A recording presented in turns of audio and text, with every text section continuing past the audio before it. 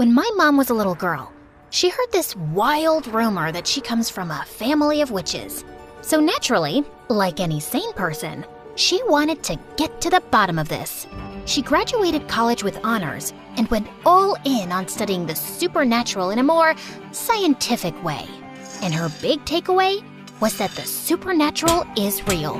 We just need the right means to connect with it.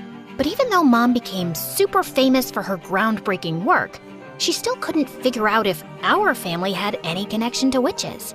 She was so obsessed with finding the answer that she neglected everything else, which didn't sit well with Dad. They fought all the time, and eventually, he had enough and left. Soon after, Mom realized she was pregnant with me. So she dropped her research, moved into her childhood home with Aunt Jessie, and became the most devoted mom ever. But the second I started high school, she drove right back into her witch hunt. She even had this creepy little office where she kept all the souvenirs from her years of research.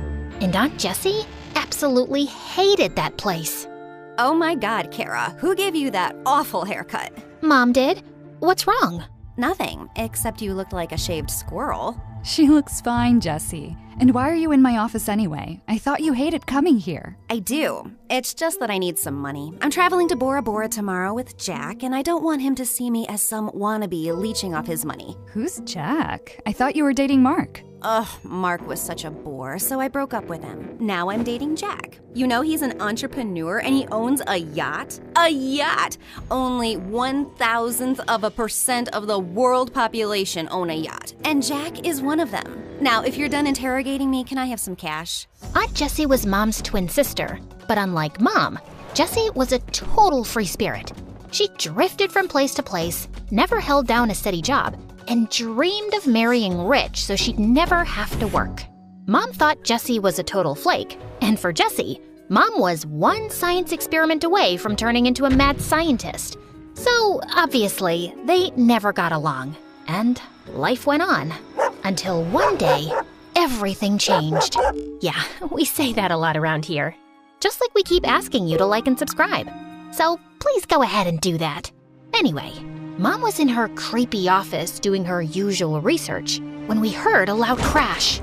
Jessie and I rushed in to check on her, and there she was, passed out cold on the floor. Her research papers were scattered everywhere, and right in the middle was this weird necklace. I ran to Mom's side while Aunt Jessie called the ambulance, but when the paramedics arrived, they said she was in a coma. Mom was rushed to the hospital, but the necklace stayed behind. I couldn't bring myself to leave it there. It felt important, like it might hold the answers we needed. So I took it and always kept it close to me. Oh my God, just toss that ugly thing already. No way! This was the last thing Mom was researching before she collapsed. She might need it when she wakes up. For what? To wear to some ugly necklace convention? Kara, you're 18. Go live your life. You sulk way too much for a teenager. And you're way too wild for someone in their 40s. Don't you care about Mom at all? Aren't you even a little worried if she's ever gonna wake up? Look, your mom's nuts, okay? For all we know, this is because she spent too much time chasing ghosts and ancient nonsense. Now, do me a favor and stop playing detective. Aunt Jessie grabbed my arm and I wanted to pull away, but I was too stunned. Not because of what she did, but because of what I saw. I had this vision where I saw Jessie in Mom's office, pulling money out of her locker.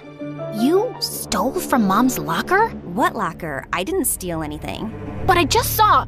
I grabbed Jessie's arm again, and just like before, I saw her in Mom's office stealing money. I was trying to make sense of what was happening, when suddenly, my eyes fell on the necklace in my hand.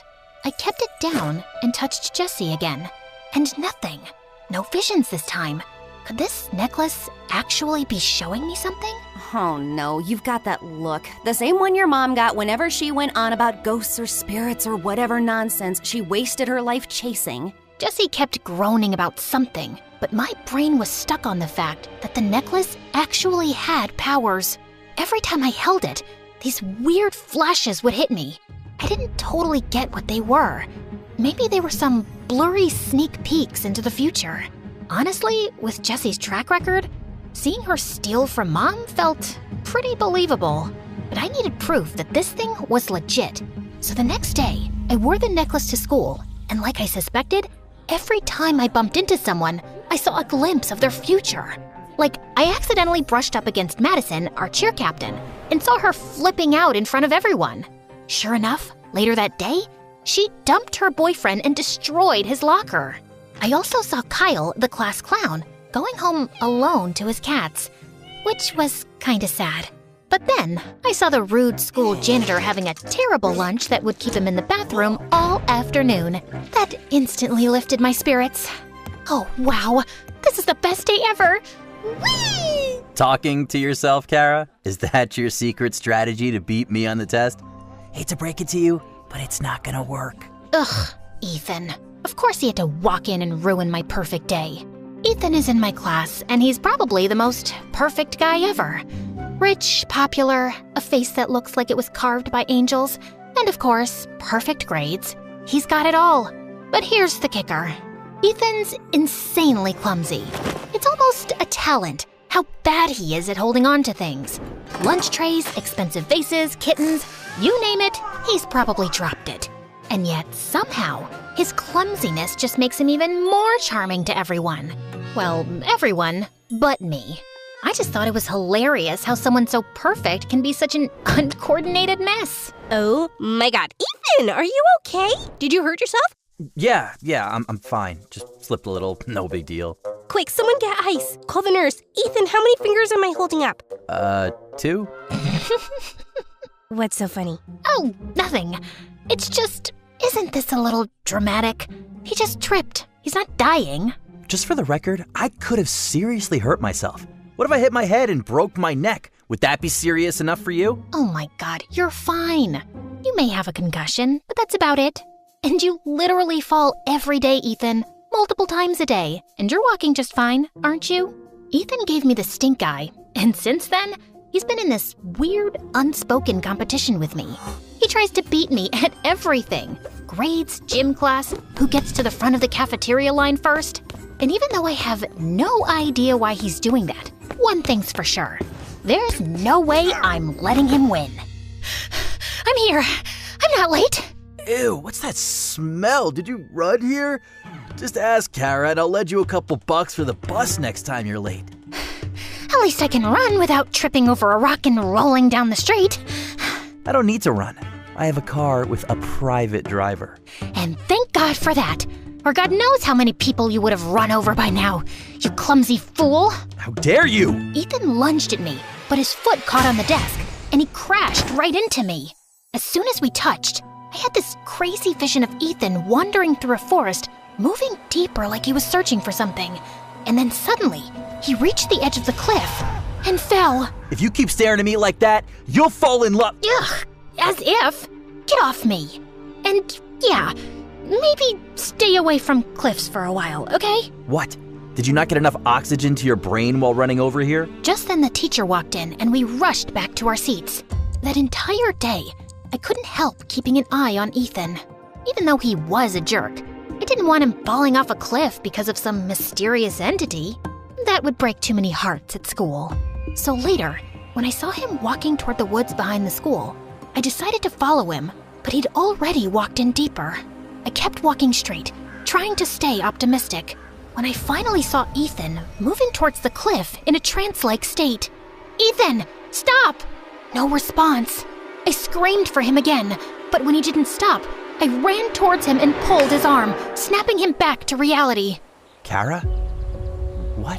Where am I? You walked into the jungle. You don't remember? No, I remember being at football practice, and now I'm just here? How did I even get here? And wait, how'd you know where to find me? Were you following me? You were, weren't you? Why? Did one of my dad's enemies send you to keep an eye on me? Tell me! For a second, I panicked. Ethan's dad was a senator, and me showing up out of nowhere was definitely weird, especially because we didn't get along. I could understand why he'd be paranoid, so I had no choice but to tell him the whole truth. So you're telling me this necklace gives you the power to look into the future? Yeah. And I know it sounds super made up, but I swear to God, it's true. And if you don't believe me... No, I actually believe you. With all the weird stuff going on in my life right now, a magic necklace honestly feels pretty normal. That's That's when Ethan told me that for the past few months, he was being haunted by a ghost. It showed up out of nowhere, and ever since then, his life had been a mess. I was always clumsy, but lately it's been getting worse. I wake up doing the weirdest stuff, like wrecking my mom's rose garden or doodling all over some portrait of my great-grandfather. And I don't even remember doing it. But how are you so sure a ghost has something to do with this? Because I've seen it.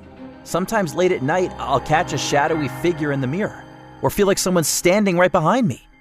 Plus, we moved into this house only 6 months ago, and my parents were warned it might be haunted. But the house belonged to my great-grandfather, and Dad was obsessed with renovating it and moving in as soon as possible.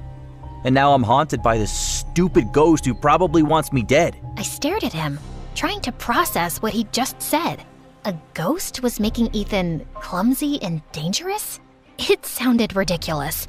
But then again, I was wearing a necklace that could show me the future. So maybe this wasn't totally ridiculous. You think I'm an idiot? Yes, but that's beside the point. Seems like this ghost has some serious beef with you, and we need to make sure it doesn't totally wreck your life. Follow me. Ethan watched me suspiciously, but followed me anyway, and I took him home. I led him to Mom's office, dug through some of her stuff, and pulled out a protective talisman. This should keep you safe for a while. Although the ghost might still mess with your mind, it won't be able to harm you fatally. Gee, thanks. That's reassuring. But how do you even know this stuff works? My mom was a researcher of the supernatural. I picked up a thing or two growing up in this chaos. That is, until she got sick. But I'm sure she'll be fine in no time. And this time when she's back, I'm not letting her out of my sight for even 1 second. At least you have that hope. I live in the same house as my parents, and I barely see them.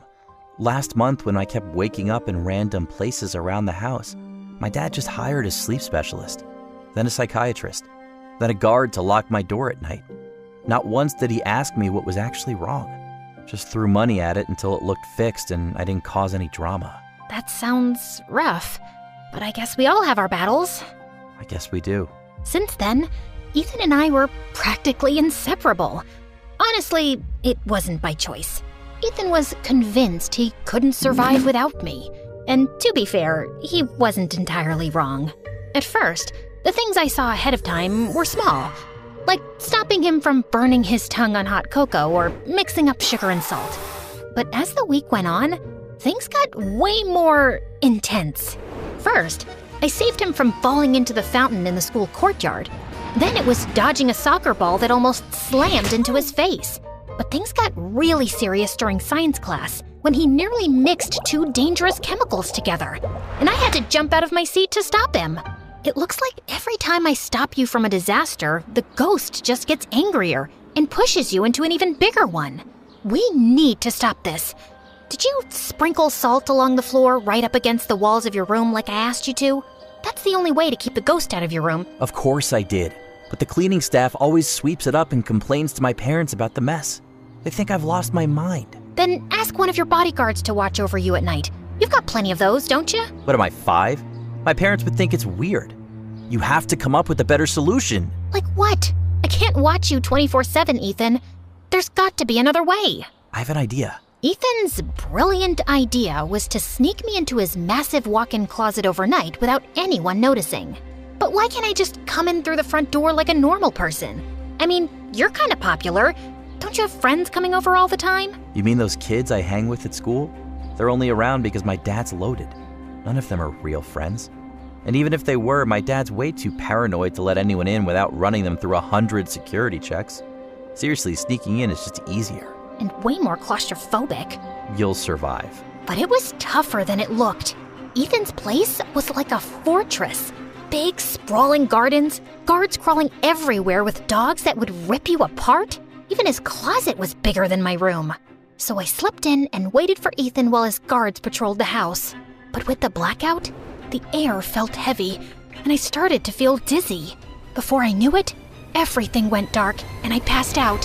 When I opened my eyes, I wasn't in the closet anymore. Instead, I was standing in a dimly lit hallway with creaky wooden floors and walls lined with old paintings. Finally awake, Sleeping Beauty? I spun around to see a girl my age, dressed like she had just walked out of a 19th century drama. What is this? Where am I? Who are you? Slow down, woman. One question at a time. You're having a dream, and I'm the ghost of this gorgeous house. You're the one haunting Ethan? Haunting is such a dramatic word. Let's just say I'm invested in his miserable little life. Why? Because I enjoy tormenting pretty boys. In life, I scarcely had the time for such amusements, but now, as a ghost, I can slip in and out of their lives as I please. It's one of the few pleasures I have left. Now, if you're done pestering me with questions, there's something important I need to show you. She led me down a narrow staircase and finally stopped in a weird cave that looked like it was centuries old. The walls were all stone, and on them were strange looping symbols repeated over and over in neat rows. I was trying to make sense of what they meant when the ghost gestured towards the end of the cave to a red door. If you want answers, just walk through that door. What's behind it? The truth. You're really enjoying this, aren't you? Oh, immensely. Now do as I say. You don't have much time. I took a deep breath and walked over to the door. But just as I was about to turn the knob, I heard a scream coming from the end of the cave. I got so spooked, I immediately recoiled and fell. My head hit the ground, and I don't remember what happened next, except I woke up staring at the ceiling in Ethan's living room. I slowly got up, trying to make sense of what happened, when I saw Ethan holding a lighter standing inches away from the curtains. Without thinking, I lunged forward and snatched the lighter out of his hand, when suddenly Ethan's parents walked in. Who are you and what are you doing in my house? Dad, she's... I'm not asking you, Ethan. You go to your room. But Dad... I said leave! Ethan's mom took his hand and took him to his room, while I just stood in the living room, motionless. As for you, girl, you broke into my house, and judging by that lighter in your hand, I'd say your intention was to set something on fire. Some rival sent you to sabotage me, so I stepped down from my mayor campaign? What? No, I wasn't trying to burn anything. I was helping Ethan. Ask him. I don't have to ask him anything. My son would never be friends with someone like you. Excuse me, sir, but you're crossing a line here. I agree this whole thing looks suspicious, but I'm telling you the truth. You can call my aunt. She can vouch for me. Oh, I'm sure you have some accomplice ready to cover for you. Enough of this nonsense. You're not fooling me. Before I could argue any further, his dad pulled out his phone and called the police. And an hour later, I was sitting in the police station, feeling like the unluckiest person in the world. I was just about to lose my mind when Jesse burst through the doors and dragged me home. Of all the stupid, reckless, irresponsible things you could have done, Kara, you broke into someone's house? I didn't! Ethan called me there. He's my friend. So you're telling me you have rich friends like that guy Ethan, and you never told me? How could you do that? The least you should have done was to introduce me to his father. For the love of God, Jesse, his dad's married. Where are your morals? Who needs morals when you can be rich? And his dad's a politician, right? Everyone knows politicians are always looking for trophy wives. I'm sure I'd fit right in. Now do me a favor and arrange a meeting. I will do no such thing, you freak. What? I'll talk to him after break. Tomorrow at school. I didn't, because Ethan didn't turn up at school the next day, which kind of had me worried.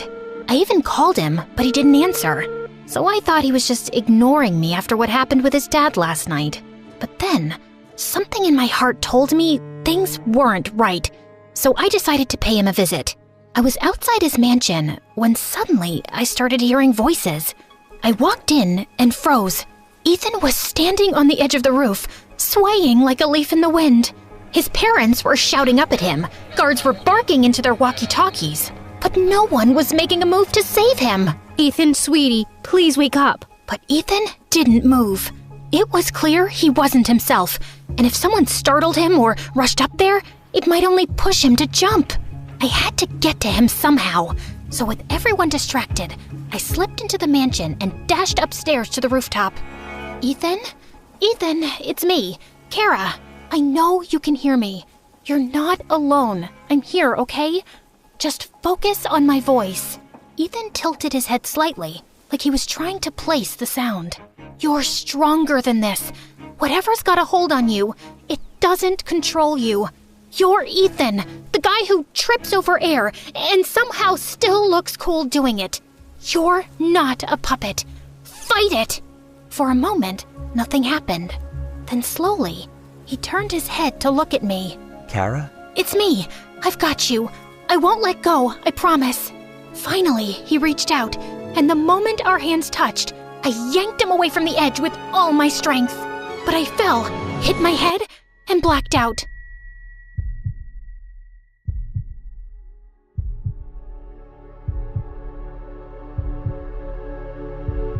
And when I woke up, I was in Ethan's room. What happened? You hit your head. Kara, I don't know how to thank you. If you hadn't come, I don't think I'd still be here. Good thing I showed up then. There's also something else you should know. Ethan reached into his pocket and pulled out my necklace. The chain was snapped, and the strange pendant was cracked right down the middle. I found it next to you after you fell. Oh no! It was the one thing that still connected me to my mom. I'm so sorry, Kara. I'm sorry that I dragged you into this mess. It wasn't your battle to fight. In fact, there's something you should know. And Ethan told me that he wasn't actually possessed, but had a rare psychological disorder that caused blackouts and hallucinations. It started when he was a kid, but it went away. We thought it was fine until these past few months. He started having these episodes. His dad's political campaign, the pressure, moving into this old place with all its creepy stories. It must have triggered it again. And we tried to keep him safe, secured the entire place, but we failed. My parents didn't tell me this because they thought I might freak out and maybe the condition will worsen. But what's worse than jumping off a roof? Sorry, bad time to joke. But the bottom line is that I'm truly sorry for everything I've put you through. And I'd really love it if we could be friends. Ethan was still talking when my phone buzzed. It was Aunt Jessie, and she told me that Mom was finally awake. I told Ethan, and he immediately offered to take me to the hospital. As soon as we reached the hospital, I rushed into Mom's room and held her tight. Oh, thank God. I was so scared I'd never get to see you again. Oh, my sweet girl, I missed you too. And I've got to say this, you've been so brave. But Mom, I messed up. I broke the necklace. Well, you kind of did me a favor there. Mom's eyes drifted to the broken necklace, and she told me that it wasn't just some souvenir, but an ancient relic designed to imprison souls. I studied it thinking it would confirm our family's history with witchcraft. I thought if I could connect my spirit to it, I'd gain the wisdom I'd been seeking. Instead, the necklace trapped me. My body stayed here in a coma, but my spirit was locked inside. But when it broke, it lost its hold. My soul was released and returned to my body. So, you were in this necklace all this time? In a way, yes. I've been watching you, and you've been so brave, Kara. Although I got a bit freaked out when I saw you walking towards that red door. Wait, you know about the red door? How? I never told anyone about that vision. I know because I was there. That scream you heard was mine. And it wasn't a vision, Kara. The necklace was messing with your head. It feeds off your fears and uncertainties. And when it sensed your confusion about Ethan's haunting, it created the image of a ghost to prey on your emotions. It was all a trick to get you to walk through that red door willingly. And if you had, you'd be trapped just like I was. So, you mean everything I saw in my visions was my imagination? But what about the stuff that came true? The necklace has this strange power of showing you bits and pieces of the future, but never the full picture. It keeps you curious, making you rely on it to guide you. That's how it earns your trust and manipulates you. I think I'm gonna lose my mind. No, you won't, because I will never let this happen again. I'm done with these studies, Kara. I lost sight of what matters and nearly lost everything. I think I want to focus on my family again. I'd love that too, Mom. Great! Now that you're both reunited, maybe we can talk about my Bora Bora trip? No? Fine, I'll just sit here quietly. We all laughed, and it felt like a new chapter had begun. The necklace was gone, Mom was awake and back with me. And as for Ethan, well, he's still clumsy as ever. But at least he's taking therapy, so he won't roll off another building and blame it on a ghost.